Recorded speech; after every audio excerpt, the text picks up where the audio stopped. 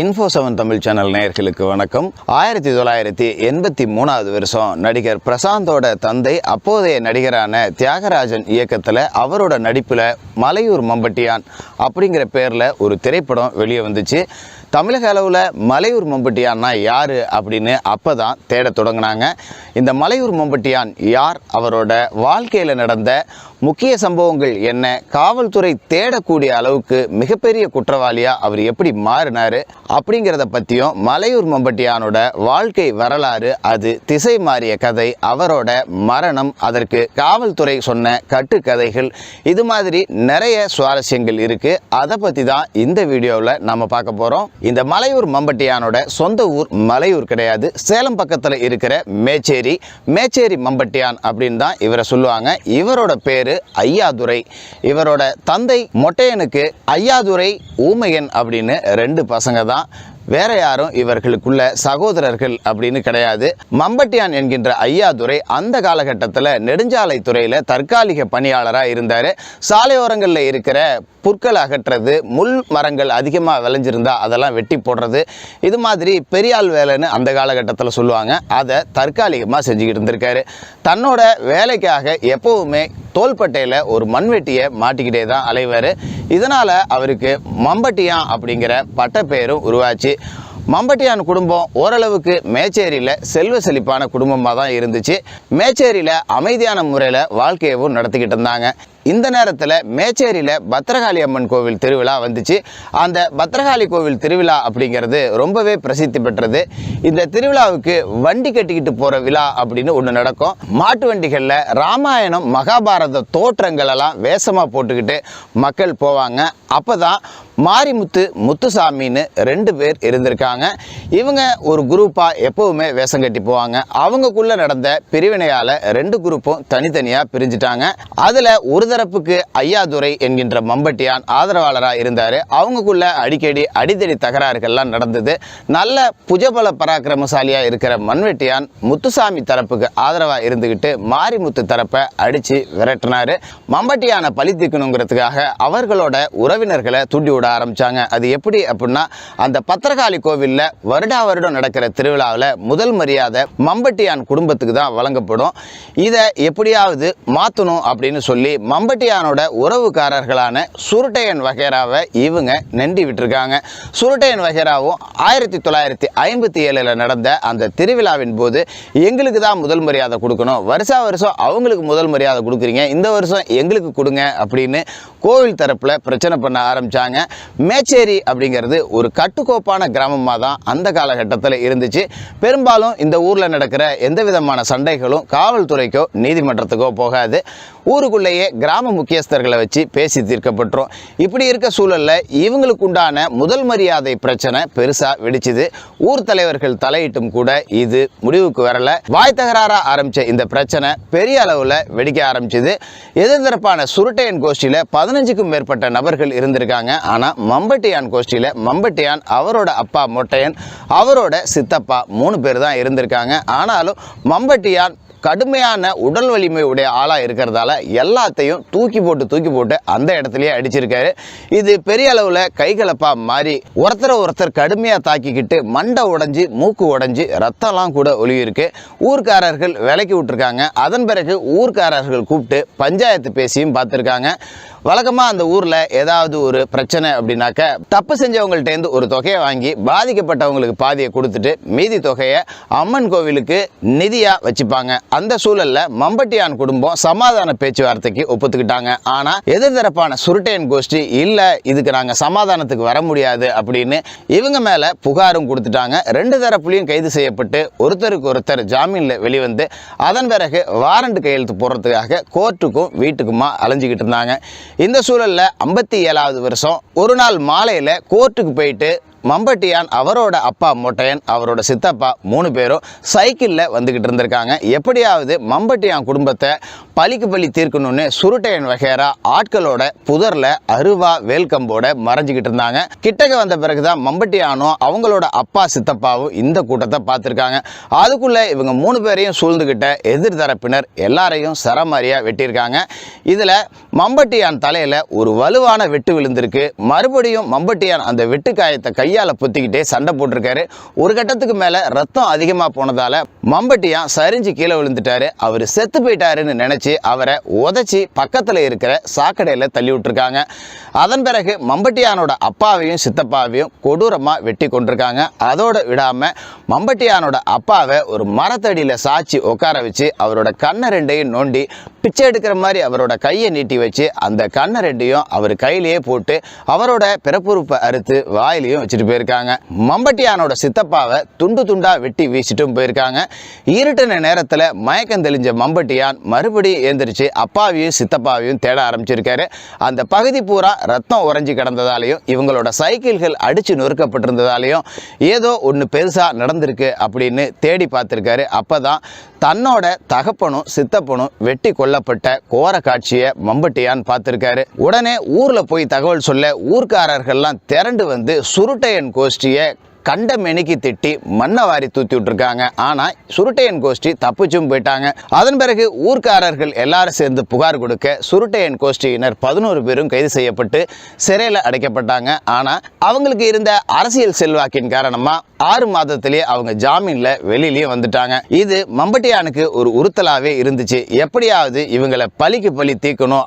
அவங்க 11 பேரில் ஒருத்தர் ஏற்கனவே இறந்துட்டாங்க, மீதி 10 பேர் இருக்காங்க. இந்த 10 பேரையும் எப்படியாவது நம்ம கொன்னே தீரணும், பழி தீர்த்தே ஆகணும் அப்படின்னு முடிவு பண்ணாரு. 10 பேரை ஒத்தையாலா ஒன்றும் பண்ண முடியாது அப்படிங்கிறதால தன்னோட தம்பியான ஊமையன் கிட்ட போயிட்டு நம்மளோட அப்பாவை கொண்டுட்டாங்க, அவங்கள நான் பழி தீர்க்க போகிறேன், நீ என் கூட வரியான்னு கேட்டிருக்காரு. ஊமையனும் அதுக்கு சம்மதம் தெரிவிச்சிருக்காரு. அதன் பிறகு இவரோட நண்பர்கள் உறவுக்காரர்கள்னு மொத்தம் 11 பேரை இவரோட அணியில் சேர்த்திருக்காரு. அதில் கோவிந்தன் அப்படிங்கிற ஒருத்தரும் முக்கியமான ஒரு ஆளாகவும் இருந்திருக்காரு. வீரப்பன் அவர்களுக்கு ஒரு சேத்துக்குழி கோவிந்தன் இருந்த மாதிரி மம்பட்டியான் கிட்டையும் ஒரு கோவிந்தன் இருந்திருக்காரு. இவங்க எல்லாம் சேர்ந்து 11 பேரும் எதிர்தரப்பை க்ளோஸ் பண்ணணும்னு முடிவு பண்ணாங்க. வெறும் அருவாலை வச்சு 11 பேரையும் நம்மளால கொலை செய்ய முடியாது, துப்பாக்கி இருந்தா நல்லா இருக்கும் அப்படின்னு மம்பட்டியான் நினைச்சாரு. ஆனா துப்பாக்கி எங்க கிடைக்கும், எப்படி வாங்கலாம் அப்படிங்கறதெல்லாம் அவருக்கு தெரியல. அப்படி இப்படின்னு அலைஞ்சு திரிஞ்சு அந்த பகுதியில் வேட்டையாடுற நபர்கள் கிட்ட சில பேரை பிடிச்சு கிடைச்சி 2 துப்பாக்கி வாங்கிட்டாரு. அதன் பிறகு 11 பேர் மாதிரியும் பொம்மை செஞ்சு இவங்க காட்டுக்குள்ள கொலை பண்றதுக்கு பயிற்சியெல்லாம் எடுத்திருக்காங்க. எப்படியாவது இவங்களை கொலை பண்ணணும் அப்படிங்கிற முடிவுக்கு வந்துட்டாங்க. அவங்க கூட இருந்த எல்லாருக்குமே ஆளுக்கு ஒரு கத்தியை கொடுத்து பயிற்சியும் கொடுத்திருக்காரு. இதுக்கான திட்டமிடல்கள் எல்லாம் சரியா இருந்த நிலைமையில 2-3 தடவை அவங்கள எல்லாத்தையும் கொலை செய்ய முயற்சி செஞ்சாங்க. ஆனா ஒரே நேரத்தில் எல்லாரையும் கொல்லணும், ஒருத்தனை கொண்டுட்டா ஒருத்தன் தப்பிச்சிருவான் அப்படிங்கிறதுக்காக நேரங்காலம் பார்த்து இருந்துகிட்டு இருந்தாங்க. அடுத்த 2 வருஷம் கழிச்சு 59வது வருஷம் எந்த திருவிழா பிரச்சனையால மம்பட்டியான் குடும்பம் அழிஞ்சுதோ அதே திருவிழா வந்துச்சு. அந்த காலகட்டத்தில் எதிர்தரப்பான சுருட்டையன் கோஷ்டி அந்த திருவிழாவில் கடை போட்டு பொறி கடலை இதெல்லாம் வியாபாரம் பண்ணுற வேலைகளை செஞ்சுக்கிட்டு இருந்திருக்காங்க. இதுதான் சரியான நேரம், 10 பேரையும் கொலை பண்ணுறதுக்கு இது உகந்த தருணமாக இருக்குது அப்படின்னு மம்பட்டியான் நினைச்சாரு. அதுக்காக இவர் ஒரு திட்டத்தை போட்டாரு. அது என்ன அப்படின்னா, மம்பட்டியான் குழுவில் மொத்தம் 11 பேர் இருந்தாங்க, எதிர்தரப்பினர் 10 பேர். 10 பேரும் 10 பேர்த்தையும் ஒவ்வொருத்தரா நின்றுக்கிட்டு வெட்டணும். 11வது ஆள் போய் கரண்டை கட் பண்ணி விடணும். இது எல்லாமே ஒரே செகண்டில் நடக்கணும். இதுக்கு என்ன பண்ணணும் அப்படின்னு நினச்சி 11 வாட்ச் வாங்கியிருக்காரு. 11 வாட்சையும் ஒரே நேரம், ஒரே நிமிடம், ஒரே நொடி வர்ற மாதிரி டைம் செட் பண்ணி எல்லாரும் ஆளுக்கு ஒன்று கட்டியிருக்காங்க. மம்பட்டியான் போட்டு கொடுத்த திட்டம் என்ன அப்படின்னாக்க, ஆளாளுக்கு எதிரிகள் 10 பேரும் உட்காந்துருக்க இடத்துல இருந்து கொஞ்சம் தொலைவில் மறைஞ்சிருக்கணும். உனக்கு இவன் ஆட்களை பிரிச்சுக்கிட்டாங்க. சரியா 10:29 மணிக்கு அவங்க கிட்டே இருந்து ஒரு 10 அடி தொலைவில் போய் 10 பேரும் ஒதுங்கிக்கணும். 11ஆவதா இருக்கிற மம்பட்டியானோட ஆள் கரெக்டாக 10:30 மணிக்கு கரண்டை கட் பண்ணணும், அதாவது மெயின் சுவிட்சை ஆஃப் பண்ணணும். ஒவ்வொருத்தரோட வாட்சிலையும் ஒரே நேரம் தான் ஓடுது அப்படிங்கிறதால 10:30 நொடிக்கு கரெக்டாக கரண்டை கட் பண்ண உடனே இவங்க 10 பேரும் 10 பேர்த்தையும் வெட்ட ஆரம்பிக்கணும். இதுதான் பிளான். அதை கரெக்டாக செஞ்சாங்க. சரியாக 10:30 மணிக்கு கரண்ட் நிறுத்தப்பட்டுச்சு. அதன் பிறகு ஒரே நொடியில் 9 தலை அந்த இடத்துல பறந்தது. ஐயோ அம்மாங்கிற அலறல் சத்தம் கேட்க கூட நாதி இல்லாமல் ஒரே நொடியில் 9 தலையும் எடுக்கப்பட்டுச்சு. 10ஆவதா இருந்த நபர் தப்பிச்சு ஓடிட்டாரு. இதனால மம்பட்டியானுக்கு கோபம் இன்னும் உச்சத்துக்கு போச்சு. ஏன் அப்படின்னா ஒரு முக்கியமான ஆள், அவரை விடக்கூடாது அப்படின்னு சொல்லி மறுபடியும் வெறி அடங்காம ஊருக்குள்ள தேடிக்கிட்டும் போயிருக்காங்க. ஊருக்குள்ள போன மம்பட்டியானோட ஆட்கள் எதிரிகளோட எல்லார் வீட்டுக்கும் தீ வச்சும் கொளுத்துனாங்க. அதன் பிறகு எப்படியாவது போலீஸுக்கு தகவல் போயிடும், நாம தப்பிச்சு போகணும் அப்படின்னு மம்பட்டியான் நினைச்சாரு. அப்ப நாம இன்னும் ஆயுதம் நிறைய வேணும், தப்பிச்சு போகணும் அப்படின்னாக்க காட்டுக்குள்ள வாழணும் அப்படிங்கிறதுக்காக மறுபடியும் அந்த பகுதியில் இருந்த ஒரு கவுண்டர் வீட்டுக்கு போய் துப்பாக்கியை கேட்டிருக்காரு. கொலை செஞ்சுட்டு ஊருக்குள்ள வந்துட்டு என்னையாடா துப்பாக்கி கேட்குறீங்க அப்படின்னு நினைச்சவும் மம்பட்டியான் அவரை மிரட்டி துப்பாக்கி பறிச்சுக்கிட்டு அங்கே இருந்து கிளம்பி காட்டு பகுதிக்குள்ள போயிட்டாரு. அது எந்த காட்டு பகுதி அப்படிங்கிறது தான் இன்னொரு சுவாரஸ்யமான விஷயம். அது என்ன அப்படின்னா, அங்கேருந்து தப்பிச்சு அவர் போன உடனே துப்பாக்கியை பறிகொடுத்த கவுண்டர் காவல்துறைக்கு தகவல் சொல்லிட்டாரு. அதுக்குள்ள மம்பட்டியான் கொலை செஞ்ச விஷயம் அந்த ஏரியா ஃபுல்லாகவே தெரிஞ்சிருச்சு. காவல்துறை தேடவும் ஆரம்பித்தாங்க. தன்னோட ஆட்களோட மம்பட்டியான் பெண்ணகரம் வழியாக ஒகேனக்கல் போய் ஒகேனக்கல்லேருந்து கர்நாடக எல்லையை கடந்து வீரப்பன் அவர்களோட சொந்த ஊரான செங்கப்பாடி மலைப்பகுதியில் பதுங்கிட்டாரு. அப்பெல்லாம் வீரப்பன் அவர்களுக்கு ஒரு 7-8 வயசு தான் இருந்திருக்கும். ஏன்னா வீரப்பன் அவர்கள் பிறந்ததே 1952 தான். 1959 இந்த கொலையை செஞ்சுட்டு மலையூர் மம்பட்டியானும் அவரோட குழுவும் செங்கப்பாடி காட்டு பகுதிக்குள்ள பதுங்கிட்டாங்க. ஆனா இவங்களால காட்டு பகுதிக்குள்ள உணவுக்கு ஏற்பாடு செய்ய முடியல. பெரிய அளவுல அவங்க கிட்ட பணமும் இல்லை. இதனால மம்பட்டியான் அந்த பகுதி மக்கள் கிட்ட எல்லாம் போய் யாசகம் கேட்டிருக்காரு. அதாவது பிச்சையா கேட்டிருக்காரு. ஏதோ ஒரு சூழல், நல்ல கௌரவமான குடும்பத்தை சேர்ந்தவனா, எங்க அப்பனை கொன்னவனை பழி வாங்கறதுக்காக இப்படி பண்ணிட்டேன்னு சொல்லி செங்கப்பாடி மக்கள்கிட்ட 5, 10, 2, 1ன்னு கிடைக்கிற காசை வாங்கிக்கிட்டு அதை வச்சு அவங்க ஆட்களோட காட்டுக்குள்ள ஜீவனம் பண்ணிக்கிட்டு இருந்திருக்காங்க. அதன் பிறகு அந்த பகுதிகளில் மம்பட்டியான் அப்படின்னு பேரை கேட்டால் சிலர் பயந்துக்கிட்டும் கொடுக்க ஆரம்பிச்சாங்க. சில பேர்கிட்ட மிரட்டியும் பணம் வாங்கியிருக்காங்க. பெரிய செல்வந்தர்கள் கிட்ட மிரட்டி பணம் வாங்கி ஏதோ காட்டுக்குள்ள ஜீவனம் பண்ணியிருக்காங்க. ஒரு கட்டத்துக்கு மேலே இதுக்கு மேலே யாரையும் நம்ம தொந்தரவு பண்ண வேணாம்னு சொல்லி காட்டுக்குள்ள வேட்டையாடியும் சாப்பிட்டுக்கிட்டு இருந்தாங்க. இந்த சூழல்ல மம்பட்டியானை பிடிக்க கடுமையான போலீஸ் படை குவிக்கப்பட்டுச்சு. அதுல மயில்சாமி அப்படிங்கிற ஒரு இன்ஸ்பெக்டர் எப்படியாவது மம்பட்டியானை பிடிச்சே தீர்வேன்னு சொல்லி கங்கனை கட்டிக்கிட்டு அலைஞ்சாரு. இந்த சூழல்ல கோவிந்தன் அப்படிங்கிற மம்பட்டியானோட நண்பரும் இன்னொருத்தரும் ஒரு கரட்டு பகுதியில் மம்பட்டியான் தங்கி இருக்கிறப்ப தண்ணி கொண்டு வர்றதுக்காக அங்கே இருக்கிற ஒரு ஓடை பகுதிக்கு போயிருக்காங்க. மறைஞ்சிருந்த காவல்துறை அவங்கள சுட்டும் கொன்னுடுச்சு. உடனே மம்பட்டியான் அங்கே இருந்து தப்பிச்சிட்டாரு. அதன் பிறகு இப்படியே காட்டுக்குள்ள தலைமறை வாழ்க்கை வாழ்ந்துகிட்டு இருந்த காலகட்டத்தில் ஒவ்வொருத்தரா மம்பட்டியான் கூட இருந்தவங்களாம் போலீஸில் சரணடைஞ்சிட்டாங்க. கடைசியா மம்பட்டியானும் அவரோட சகோதரரான ஊமையனும் மட்டும்தான் காட்டுக்குள்ள இருந்திருக்காங்க. அடுத்த வருஷம் மறுபடியும் பத்ரகாளி அம்மன் கோவில் திருவிழா நடந்திருக்கு. தப்பிச்சு போன மாரிமுத்தை நான் கொலை செஞ்சுட்டு வரேன் அப்படின்னு சொல்லி மம்பட்டியானோட தம்பி ஊமையன் திருவிழாவுக்கு போறேன் அப்படின்னு சொல்லியிருக்காரு. நீ வர வேணான்னு உன்னை போலீஸ் ஈஸியா அடையாளம் கண்டுபிடிச்சிருவாங்க. நான் போய் உடம்பு நிறைய தோட்டா வச்சிருக்கேன், என் தோட்டா தீர்ற வரைக்கும் அவனை சுட்டு கொல்றேன் அப்படின்னு சபதம் எடுத்துட்டு போயிருக்காரு. அப்ப விடிய விடிய காட்டுக்குள்ள நடந்து மேச்சேரி ஊர்கிட்ட போயிருக்காரு. ஆனா இரவு நேரத்துல தான் கொலை செய்யறதுக்கு வசதியா இருக்கும், நாம கால நேரத்திலேயே வந்துட்டோம், அது வரைக்கும் எங்கேயாவது பதுங்கி இருக்கலான்னு ஒரு ராகி காட்டுக்குள்ள பதுங்கி இருந்திருக்காரு. அப்ப அங்க மாடு மேய்க்க வந்த ஒரு நபர்கிட்ட 5 ரூபாய் நோட்டை கொடுத்து இட்லி வாங்கிட்டு வா அப்படின்னு சொல்லியிருக்காரு. அது மட்டும் இல்லாம நான் ஊமையன், நான் இங்க பதுங்கி இருக்கேன்னு யார்ட்டையாவது சொன்னா உன்னை கொன்னுடுவேன்னு துப்பாக்கி காட்டி மிரட்டி 5 ரூபாயை கொடுத்து இட்லியும் வாங்கிட்டு சொல்லியிருக்காரு. அந்த காலகட்டத்தில் 1 ரூபாய்க்கு 16 இட்லி கிடைக்குமா. இந்த சூழல்ல 5 ரூபா நோட்டு அப்படிங்கிறது அந்த கிராமத்துல பெரிய ஒரு தொகையா இருந்திருக்கு. இந்த சிறுவன் 5 ரூபாயை கடையில கொடுத்து இட்லி கேட்ட உடனே கடைக்காரர் சந்தேகப்பட்டு கேட்க மம்பட்டியான் தம்பி ஊமையன் அங்க ஒளிஞ்சிருக்கான், அவனுக்கு தான் இட்லி வாங்க போறேன்னு சொல்ல பக்கத்துல நின்றுகிட்டு இருந்த காவல் அதிகாரி இதை காதுல வாங்கிட்டாரு. உடனே அங்கிருந்து மேட்டூருக்கு தகவல் சொல்லி ஒரு பெரிய போலீஸ் படையை ராகி காட்டுக்குள்ள ஊமையனை தேடி போச்சு. ஊமையனோட அவங்க கடுமையா சண்டையும் போட்டாங்க. ஊமையனும் பதிலுக்கு துப்பாக்கியால சுட்டுக்கிட்டே இருந்திருக்கான். ஒரு கட்டத்துக்கு மேல போலீஸ் படை அதிகமா இருந்ததால ஊமையனால சமாளிக்க முடியல. பக்கத்துல இருந்த மாட்டுப்பட்டிக்குள்ள போயிருக்கான். அங்க ஒரு பெண்மணி இருந்திருக்கா. அவளை பணைய கைதியா பிடிச்சி வச்சுக்கிட்டு போலீஸை நோக்கி சுட்டிருக்கான். ஒரு கட்டத்துக்கு மேல இதுக்கு மேல இவனை உயிரோட விடக்கூடாதுன்னு நினைச்ச போலீஸார் குடிசையோட அந்த பெண்ணோட ஊமையனோட வச்சு கொளுத்திட்டாங்க. சூடு தாங்க முடியாம அந்த பெண்மணி மட்டும் குடிசையோட பின்பகுதி வழியா தப்பிச்சு ஓடி வந்துட்டா. ஒரு கட்டத்துக்கு மேலே உள்ளே இருக்க முடியாமல் ஊமையன் எரிஞ்சுக்கிட்டே வெளியே ஓடியாந்திருக்கான். அவன் எரிஞ்சுக்கிட்டு வெளியே ஓடி வரும்போது கூட துப்பாக்கி சுட்டுக்கிட்டே தான் இருந்திருக்கு. அதன் பிறகு எரிஞ்ச நிலையில் வெளியில் வந்த ஊமையனை போலீஸார் சுட்டும் கொண்டுட்டாங்க. இந்த தகவல் மம்பட்டியானுக்கு தெரிஞ்சிருக்கு. காட்டுக்குள்ள கண்ணீர் விட்டு அழுதுருக்காரு. ஊமையனை கொலை செஞ்ச போலீஸார் அவனோட உடலை மேட்டூர் சுடுகாட்டில் புதைச்சிட்டும் போயிட்டாங்க. இரவு நேரத்தில் அங்கே வந்த மம்பட்டியான் யாருக்கும் தெரியாமல் தன்னோட தம்பிக்கு சடங்குகளையும் செஞ்சுட்டு போயிருக்காரு. அதன் பிறகு மம்பட்டியான் தனிமரமாக காட்டில் விடப்பட்டார். இப்படி சுற்றிக்கிட்டு இருக்கும்போது அவரோட காலில் காரமுள்ளு குத்தி கால் முழுக்க செப்டிக் ஆகி சீல் பிடிச்சிருச்சு.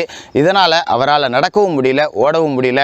சரி செத்தாலும் பரவாயில்ல, ஊருக்குள்ளே போய் மேச்சேரியில் இருக்கிற நாட்டு வைத்தியரை பார்த்துடணுன்னு காட்டுக்குள்ளேயே பதுங்கி போய் மேச்சேரியில் போய் அங்கே இருக்கிற வைத்தியரை பார்த்து காரமுள்ள எடுத்து காலை சரி பண்ணிக்கிட்டு வந்துட்டாரு. தனிமையிலேயே காட்டுக்குள்ளே இருந்த மம்பட்டியானுக்கு ஒகேனக்கல் பக்கத்தில் இருக்கிற சிகரல்பட்டி அப்படிங்கிற ஊரில் இருக்கிற மாட்டுப்பட்டி நண்பர்களோட தொடர்பு உண்டாச்சு. அப்போ கருப்பண்ணன் ஒருத்தன் அங்கே இருந்திருக்கான்.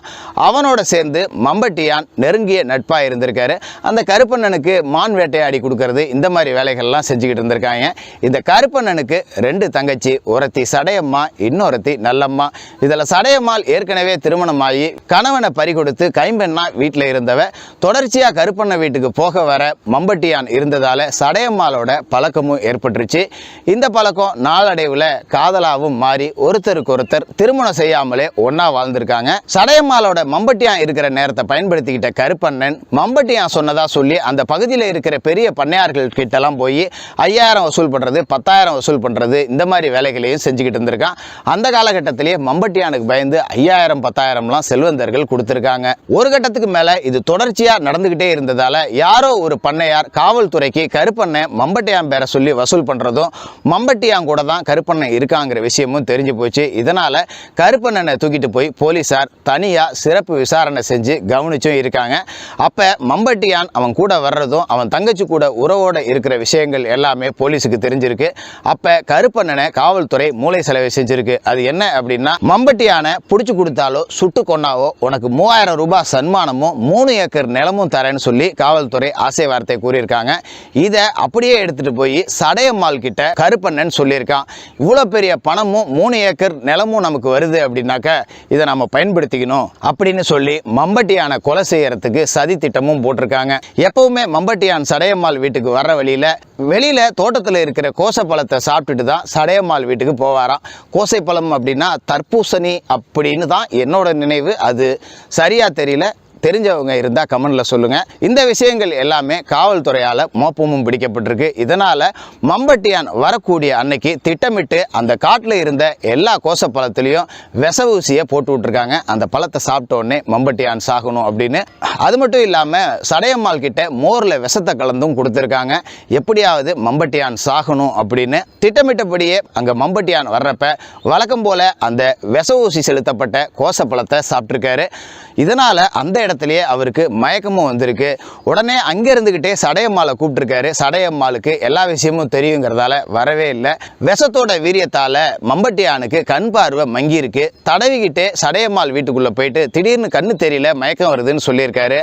அப்போ சடையம்மாள் இவ்வளோ தூரம் நீங்கள் வெயிலில் வந்தீங்கல்ல, அதனால் இப்படி ஆயிருக்கும், உட்காருங்கன்னு சொல்லி உட்கார வச்சிருக்கா. உடனே மோர் குடிங்க அப்படின்னு சொல்லி அந்த விஷம் கலந்த மோரையும் கொடுத்துருக்கா. எப்பவுமே சடையம்மாள் வீட்டில் பச்சை தண்ணி வாங்கி குடிச்சா கூட சடையம்மாளை குடிக்க சொல்லிட்டு அதன் பிறகு வாங்கி குடிக்கிறது தான் மம்பட்டியான் பழக்கமாக வச்சிருந்திருக்காரு. ஆனால் அன்னைக்கு கண் பார்வை தெரியாததால சடையம்மாள் குடிக்கிற மாதிரி பவாலா காமிச்சிட்டு மம்பட்டியான் கிட்ட அந்த விஷம் கலந்த மோரையும் கொடுத்துருக்கா. அதை குடிச்சிட்டு மம்பட்டியான் அங்கேயே நுர தள்ளி இறந்திருக்காரு. மோரை கொடுத்தோடனே சடையம்மாளும் கருப்பண்ணனும் வீட்டை விட்டு வெளியில் ஓடி போயிருக்காங்க. இறந்த நிலையிலேயே கிட்டத்தட்ட 2.5 மணி நேரம் மம்பட்டியான் அந்த வீட்டுக்குள்ளேயே உட்கார்ந்துருக்காங்க. காவல்துறைக்கும் தகவல் தெரிஞ்சு அவங்களும் வந்திருக்காங்க. 2 மணி நேரத்துக்கு மேலே உடம்புல ஈ மொச்சதை தூரத்துலேருந்து பார்த்துட்டு இறந்தது கன்ஃபார்ம்னு தெரிஞ்சு அதன் பிறகு தான் போய் மம்பட்டியானை தொட்டிருக்காங்க. ஏன் அப்படின்னா, தப்பி தவறி உயிர் இருந்தால் கூட கிட்டக்க போகிறவனை கொன்னுடுவான் அப்படிங்கிற பயம் மம்பட்டியான் மேலே இருந்துச்சு. இப்படி தான் மம்பட்டியான் வீழ்த்தப்பட்டார்.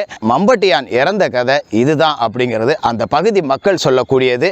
ஆனால் மம்பட்டியானோட மரணம் காவல்துறை தரப்புல என்ன சொல்லப்படுது அப்படின்னாக்க, மம்பட்டியான் ஆட்களோட காட்டுக்குள்ள சமையல் செஞ்சு சாப்பிட்டுக்கிட்டு இருந்ததாகவும், அப்ப கருப்பண்ணன் மூலியமா காவல்துறை அவனோட இருப்பிடத்தை தெரிஞ்சுக்கிட்டு போய் சண்டை போட்டு சுட்டு கொன்னதாகவும் காவல்துறை ரெக்கார்டு சொல்லுது. அதன் பிறகு மம்பட்டியானுக்கு துரோகம் செஞ்ச சடையம்மாளுக்கு பால்வினை நோய் உண்டாகி பிறப்புறுப்புல புண் வந்து சீல் பிடிச்சு கேட்க நாதி இல்லாம காவேரி ஆத்தங்கரையில் புழு புழுத்து செத்து கிடந்திருக்கா.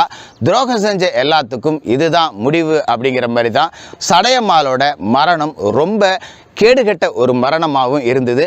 எது எப்படியோ மம்பட்டியான் செஞ்சது உண்மை நியாயம் அப்படின்லாம் இங்கே யாரும் பேச வரல. ஆனால் தன்னோட தந்தையவும் தன்னோட சித்தப்பாவையும் கண் முன்னாடி ஒருத்தன் கொன்னா அந்த காலகட்டத்தில் பெருசாக சட்டத்தின் மீதெல்லாம் நம்பிக்கை இருக்காது.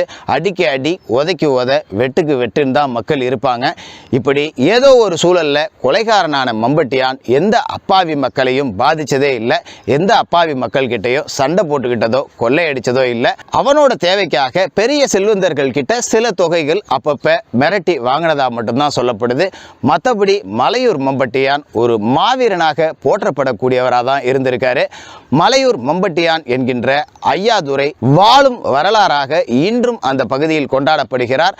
அந்த பகுதியில் நடக்கும் அனைத்து கோவில் விசேஷங்களிலும் மம்பட்டியான் வரலாறு இரவு நேர கதைகளாக இன்றளவிலும் பேசப்பட்டு வருகிறது.